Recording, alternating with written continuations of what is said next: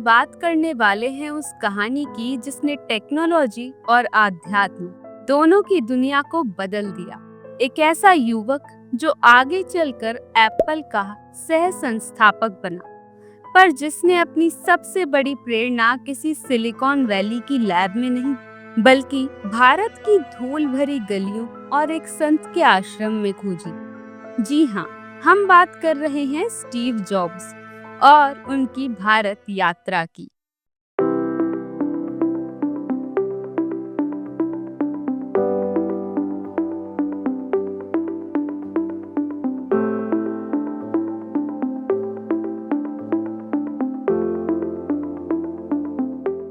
Steve jobs का जन्म 1955 में हुआ था। 70 का दशक उनके युवावस्था का दौर था। उस समय अमेरिका में एक अलग ही हलचल थी। वियतनाम वॉर, हिप्पी आंदोलन, एलएसडी, पूर्वी दर्शन की ओर खिंचाव। जॉब्स खुद कहते थे, हम सब कुछ खोज रहे थे। हमें लगा था कि पश्चिम में सब कुछ है, लेकिन हमारे दिल खाली थे। जॉब्स किशोरावस्था से ही विद्रोही स्वभाव के थे। वो कॉलेज छोड़ चुके थे क्योंकि पढ़ाई में नहीं बल्कि खोज में उन्हें दिलचस्पी थी, और यही खोज उन्हें भारत खींच लाई।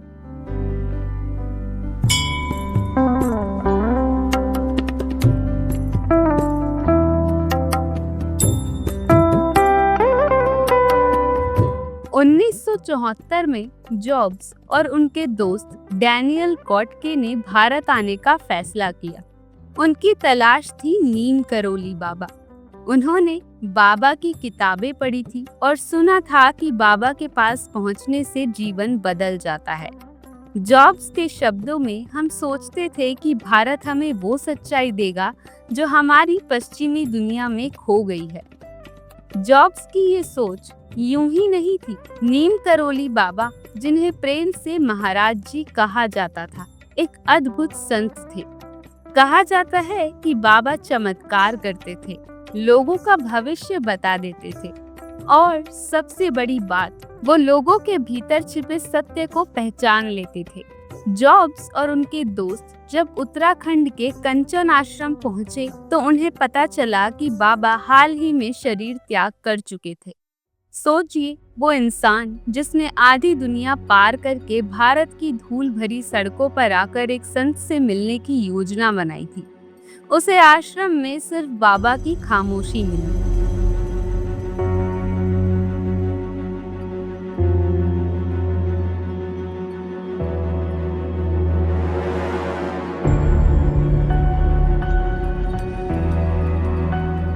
ये क्षण जॉब्स के लिए झटका था, लेकिन जॉब्स ने हार नहीं मानी थी। वो और डैनियल कॉटके कई महीनों तक भारत में रहे, ऋषिकेश और हरिद्वार में घूमे, आश्रमों में साधुओं के साथ रहे, तपस्या, योग और ध्यान सीखा, और कई बार गरीबी, बीमारी, भूख और धूल धक्कर से गुजरे।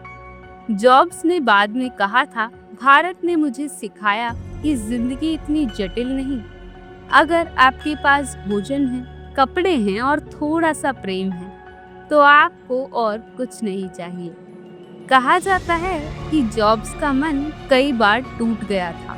वो लंबी यात्राओं में बीमार पड़े, पर भारत में मिले साधु संतों ने उन्हें बार बार संभाला। एक घटना जॉब्स अक्सर याद करते थे। वो एक बूढ़े साधु से मिले जिसने उनसे कहा, तुम्हें अभी वो नहीं मिलेगा जिसकी तलाश है, लेकिन याद रखना, जब तुम्हें तुम्हारा काम मिलेगा तो तुम पूरी दुनिया बदल दोगे। जॉब्स भारत से अमेरिका लौटे, पर खाली हाथ नहीं। उनके पास थी साधारण जीवन की समझ, ध्यान और जैन का अनुभव, और जीवन को गहराई से देखने का नजरिया। 1976 में उन्होंने स्टीव वोजनिक के साथ मिलकर एप्पल की स्थापना की। एप्पल के डिजाइन और प्रोडक्ट्स में जो सिंप्लिसिटी, क्लैरिटी और फोकस दिखता है, उसकी जड़ें जॉब्स की भारत यात्रा और जैन दर्शन में थी। उन्होंने कहा था, एप्पल प्रोडक्ट्स का रहस्य ये है कि हमने कॉम्प्लेक्सिटी को हटाया। ये मुझे भारत और जैन से सीखने को मिला।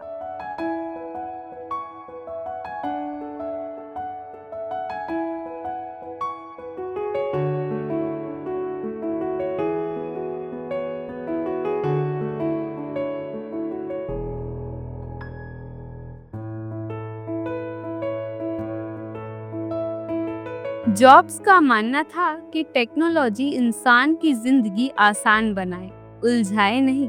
ये विचार सीधे भारत की गलियों और आश्रमों से आया था। वो कहते थे, भारत ने मुझे सिखाया कि सौंदर्य सादगी में है। जॉब्स अपने ऑफिस में ध्यान करते थे। एप्पल के लोगो और डिजाइन में भी पूर्वी दर्शन की छाप थी। उन्होंने पूरी कंपनी में ज़ेन रूम बनवाए, जहां लोग ध्यान कर सके। ये सब उनकी भारत यात्रा की गूंज थी।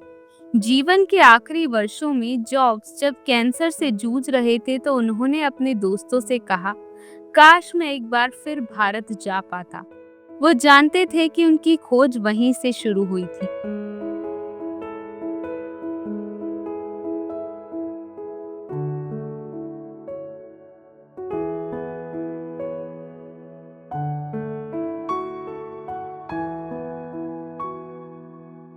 अब सवाल ये है कि क्या होता अगर जॉब्स भारत ना आते? क्या होता अगर उन्होंने नीम करोली बाबा को जीवित देखा होता? क्या तब एप्पल और भी अलग होता? ये सवाल आज भी रहस्य बने हुए हैं। अंत में सबसे महत्वपूर्ण बात, स्टीव जॉब्स की भारत यात्रा हमें सिखाती है कि खोज सिर्फ बाहर नहीं, भीतर भी करनी पड़ती है। महानता सिर्फ लैब और ऑफिस में नहीं, बल्कि आत्मा की गहराइयों में जन्म लेती है। और सबसे बड़ी बात, सादगी ही असली जटिलता पर विजय है। जॉब्स का जीवन ये साबित करता है कि अगर पश्चिम टेक्नोलॉजी है तो पूरब आध्यात्म है, और जब ये दोनों मिलते हैं तो दुनिया बदल जाती है।